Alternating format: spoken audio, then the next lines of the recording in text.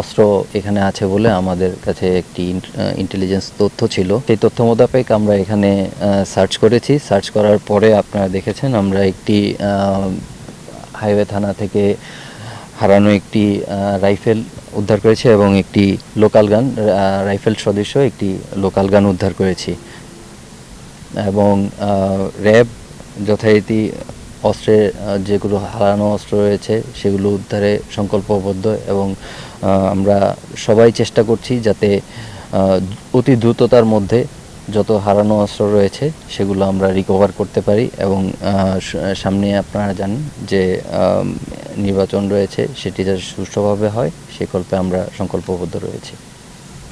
এই যে বাটের মধ্যে বাট নাম্বার লেখা আছে এবং HWC হাইওয়ে কুমিল্লা, HWCতে highway Comilla stands for highway Comilla এটি লেখা রয়েছে।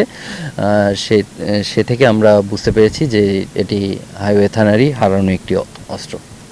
অস্ত্রটি মনে হচ্ছে যে যেহেতু থানা লুট হয়েছে, অনেক থানাতে অনেক অস্ত্র থাকে যেগুলো সন্ত্রাসীদের আলামত হিসেবে রাখা হয়, সেই অস্ত্রের যে কোনো একটি অস্ত্র হতে পারে বলে আমার ধারণা।